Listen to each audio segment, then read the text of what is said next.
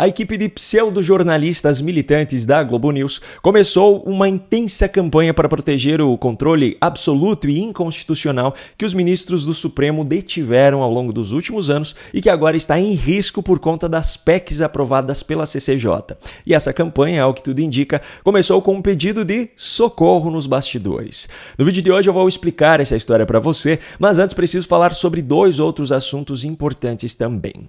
Primeiro, de acordo com as informações disponibilizadas pelo Banco Central, o déficit, ou seja, o prejuízo das estatais brasileiras sob a gestão de Lula, superou a marca de 7,2 bilhões de reais entre janeiro e agosto de 2024, batendo assim o recorde de prejuízo para esse período do ano em toda a série histórica. O déficit das estatais federais foi de 3,37 bilhões de reais e o das estaduais foi de 3,85 bilhões. Para esse cálculo, o Banco Central leva em consideração a variação da dívida das estatais, enquanto o Tesouro Nacional se baseia na medição do fluxo de entrada e saída de recursos do caixa dessas empresas. Segundo Alex Agostini, economista-chefe da Austin Ratings, o déficit não é alarmante, desde que não esteja relacionado a gastos operacionais elevados. Bom, já que o governo federal hoje é petista, creio que qualquer comentário adicional seja desnecessário nesse caso. E por falar em coisas desnecessárias, Silas Malafaia continua abrindo a boca para manter o seu nome em alta nos veículos de imprensa.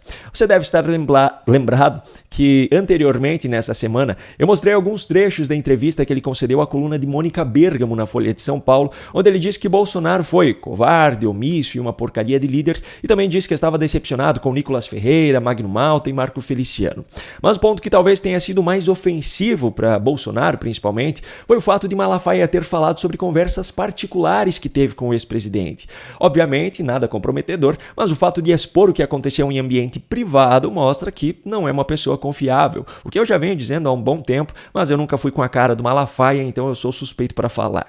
Enfim, depois da entrevista polêmica do Silas para a Folha de São Paulo, o Flávio Bolsonaro, o filho mais velho do Jair, concedeu uma entrevista para o Guilherme Amado, do Metrópolis. E nessa entrevista ele foi questionado sobre as declarações feitas pelo Malafaia e respondeu de forma muito respeitosa, querendo minimizar a polêmica. Eu não concordo com esse tipo de exposição. Se uma pessoa está em um momento de fragilidade, né, e uma outra vem e presta o ombro para chorar, você trazer isso para público, para ratificar ali, para dar legitimidade para o que você está falando, eu acho errado, né? Eu acho errado, porque talvez da próxima vez que aconteça ele não vai sentir a confiança de novo buscar. Flávio também disse que a família tem uma grande estima pelo Malafaia, só que deixou claro a posição dele sobre como deveriam ser resolvidas as discordâncias. A postura do Malafaia de ser tão ali, vir a público e fazer esse tipo de abordagem mais agressiva, eu acho que não soma.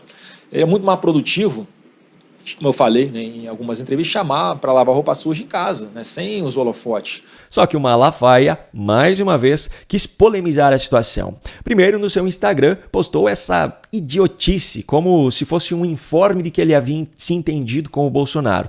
E depois, novamente, a Mônica Bergamo, da Folha de São Paulo, disse o seguinte, abro aspas, eu não lavo roupa suja em casa. Primeiro, porque não tenho casa com Bolsonaro para lavar roupa. Segundo, porque eu sou o maior apoiador do Bolsonaro. Nas horas difíceis estive ao lado dele e concedi a entrevista para dar um choque de realidade para ele acordar. Por isso expus publicamente a minha opinião. Fecho aspas. Eu não sei vocês, mas quando a minha esposa ou os meus amigos mais próximos não concordam com algo que eu fiz, eles não procuram uma jornalista militante para falar comigo através da imprensa. Para mim isso é coisa de gente desonesta, que só quer se promover em cima de uma polêmica. Enfim, Malafaia ainda deu mais uma declaração mostrando que está achando que é a última bolachinha do pacote. Abro aspas. E sabe o que eles não entendem? Que, como eu critico, na hora que eu apoio, a minha voz tem força e crédito muito maiores. Fecho aspas. Já que o Silas tem tanta confiança na influência que ele acha que tem e gosta tanto de se meter em política, poderia então se candidatar a algum cargo em 2026, não é mesmo? Aí vamos ver o tamanho da força e do crédito que ele realmente tem.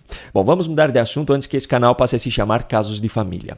A Comissão de Constituição e Justiça da Câmara dos Deputados aprovou nesta quarta quarta-feira 4 propostas que limitam as decisões dos ministros do Supremo Tribunal Federal. Dentre elas esteve a PEC 8 de 2021, que limita as decisões monocráticas dos ministros, e também a PEC 28 de 2024, que dá aval ao Congresso Nacional para anular liminares de ministros quando estas extrapolam a competência do Supremo. Por incrível que pareça, mas esse infelizmente é o retrato do ponto em que esse país chegou, essas propostas de emenda à Constituição trazem textos que, na verdade, apenas servem de garantia para que os ministros do Supremo respeitem a Constituição e se restringam às funções que lhes são atribuídas pela própria Constituição.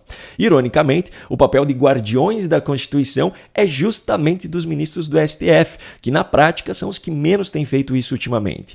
Enfim, no mesmo dia em que isso estava sendo pautado na CCJ, a Globo News já começou uma intensa campanha para tentar manipular a opinião pública contra essas PECs, e essa campanha aparentemente partiu de um pedido dos próprios ministros, ou seja, um pedido de socorro que indiretamente foi revelado por Gerson Camarote, que mencionou sua conversa com integrantes da corte. A grande questão é o seguinte: eu estava conversando com integrantes do Supremo Tribunal Federal, alguns até fazem considerações, olha, a questão das decisões monocráticas, é possível debater isso.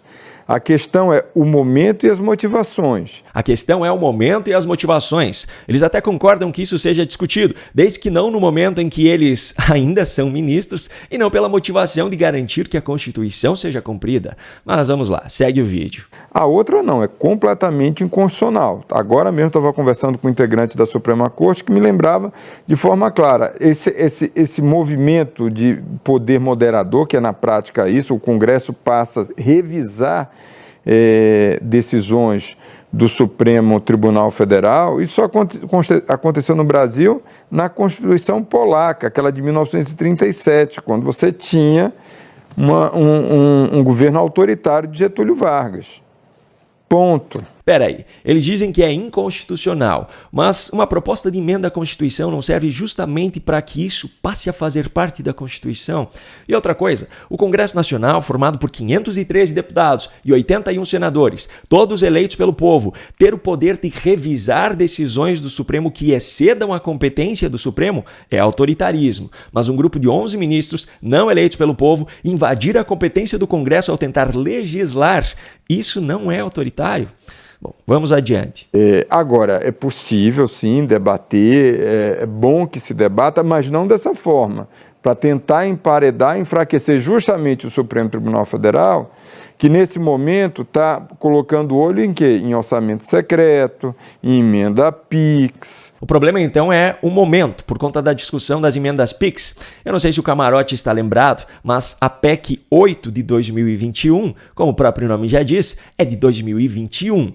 Então essa é mais uma desculpa que não vai colar. Segue o vídeo. Então, o que você tem é um movimento de tentar enfraquecer um outro poder. Se cobrar o cumprimento da Constituição por parte dos guardiões da Constituição é enfraquecer um poder, significa que esse poder estava concentrando muito mais poder do que deveria. Simples assim. Mas o Camarote, mesmo tendo sido aquele que recebeu o pedido de socorro, não foi o único a defender o poder supremo do Supremo. Antes mesmo dele, outro pseudo-jornalista, o Otávio Guedes, já estava fazendo seu papel de militante. Bom, Júlia, o primeiro ponto é que a democracia brasileira quer fazer mais do que a ditadura. A ditadura caçou 3 ministros com AI-5. A democracia quer caçar 11 ministros. Ou seja, se os 11 ministros decidirem sobre uma questão, o Congresso vai e pode caçar o voto dos 11 ministros, em tese caçando os 11 ministros.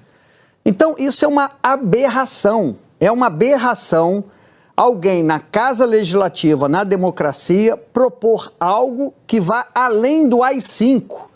Então, esta PEC é o AI-6. É o AI-6 desse país. As invasões de competência dos ministros do Supremo sobre o Congresso, as decisões monocráticas, o poder de anular condenações, inclusive confirmadas por 3 instâncias, o poder de criar inquéritos intermináveis e colocar quem bem entender neles, o poder de usar a criatividade para encontrar provas contra um alvo pré-definido, o poder de ser julgador, investigador e vítima ou autor de ilegalidades em um mesmo inquérito. Tudo isso é democracia. Ditadura é a possibilidade do Congresso Nacional revisar as decisões autoritárias e inconstitucionais de ministros do Supremo. Isso é autoritarismo na visão desse pseudo-jornalista. Eu sinceramente fico pensando, será que é possível que a ideologia chegue a um ponto tão doentio para ser a única motivação para esse tipo de conduta? Ou será que há outras motivações por trás dessa campanha? Um grande abraço e até a próxima.